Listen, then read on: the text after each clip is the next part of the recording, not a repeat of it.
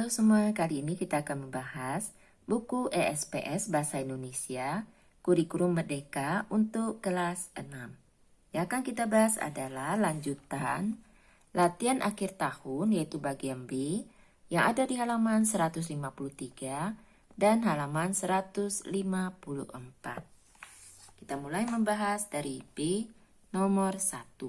Bacalah paragraf berikut untuk menjawab soal nomor 1 hingga soal nomor 3. Secara geografis, Indonesia terletak di cincin api Pasifik. Kawasan ini merupakan rangkaian gunung berapi aktif di sekitar Samudra Pasifik yang melewati batas sejumlah lempeng tektonik. Indonesia menjadi wilayah pertemuan 3 lempeng tektonik, yaitu lempeng Indo-Australia, lempeng Eurasia, dan lempeng Pasifik.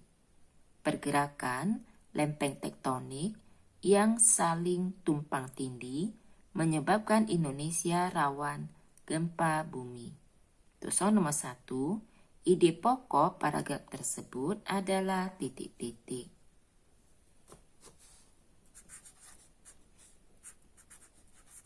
Indonesia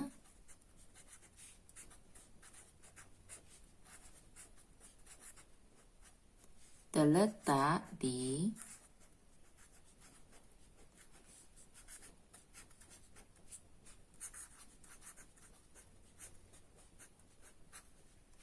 cincin api Pasifik.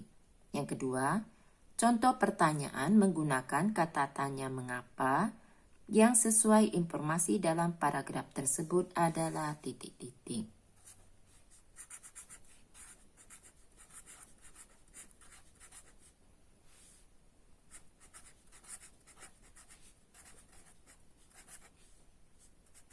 Mengapa Indonesia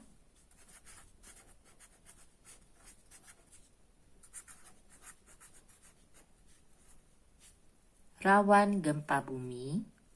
Selanjutnya, untuk soal nomor 3.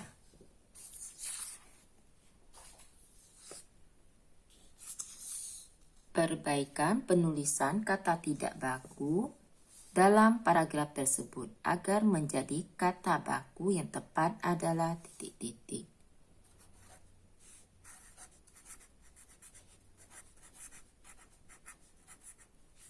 Kata tidak bakunya adalah samudera. Seharusnya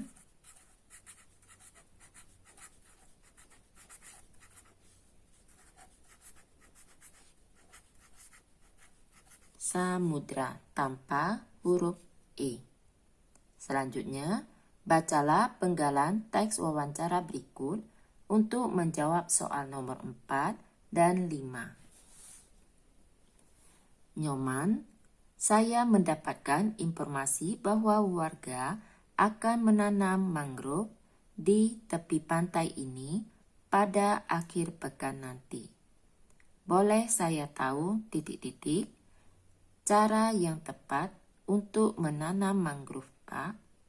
Pak Made, pertama-tama kita perlu membuat lubang tanam dengan jarak tanam 50 hingga 60 cm. Untuk soal nomor 4, topik yang dibahas dalam wawancara tersebut adalah titik-titik.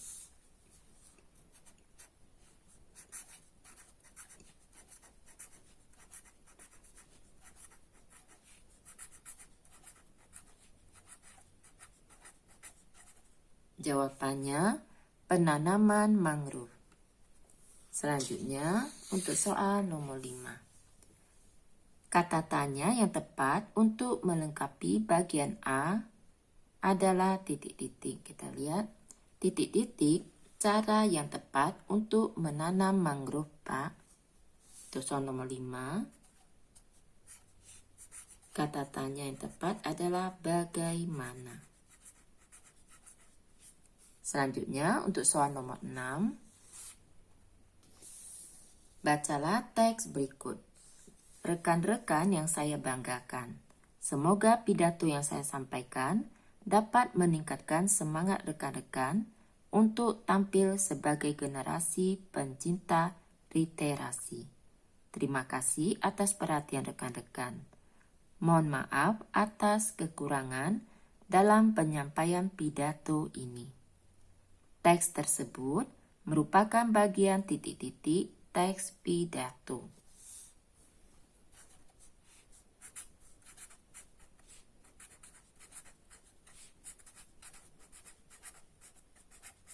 Jawabannya kalimat penutup.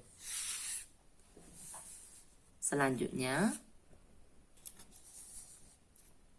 bacalah cerita berikut untuk menjawab soal nomor 7 hingga soal nomor 10.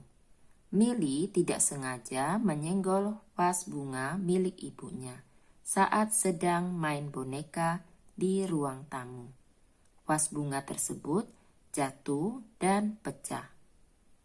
Untung saja ibu sedang ke warung.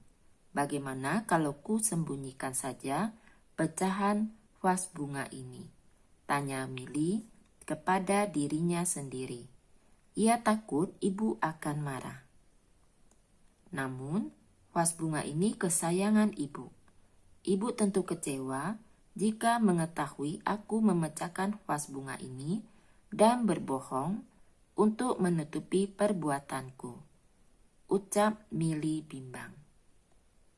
Sebaiknya aku mengaku dan meminta maaf kepada ibu. Milly pun mengakui perbuatannya. Ibu selalu mengajarkannya untuk bertanggung jawab. Untuk soal nomor 7, tokoh utama dalam cerita tersebut adalah titik-titik.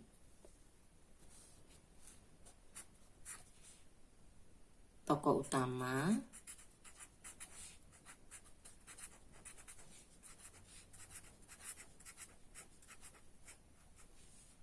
adalah Milly yang memiliki sifat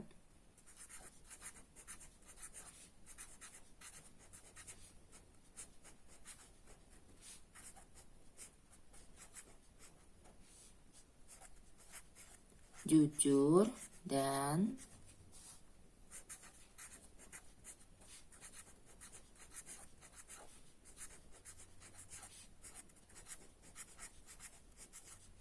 bertanggung jawab. Selanjutnya, untuk soal nomor 8. Latar suasana dalam cerita tersebut adalah titik-titik.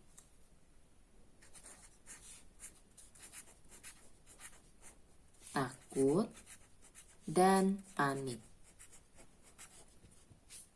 Untuk soal nomor 9, konflik dalam cerita tersebut adalah titik-titik.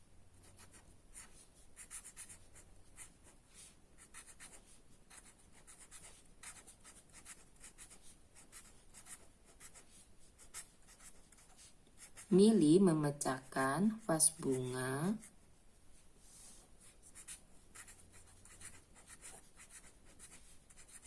kesayangan ibunya. Selanjutnya untuk soal nomor 10. Contoh tuturan tokoh dalam cerita tersebut yang menunjukkan sikap penyesalan adalah titik-titik.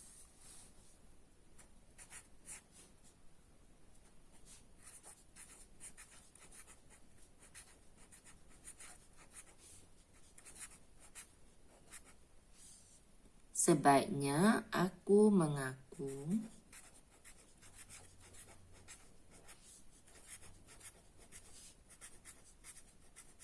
dan meminta maaf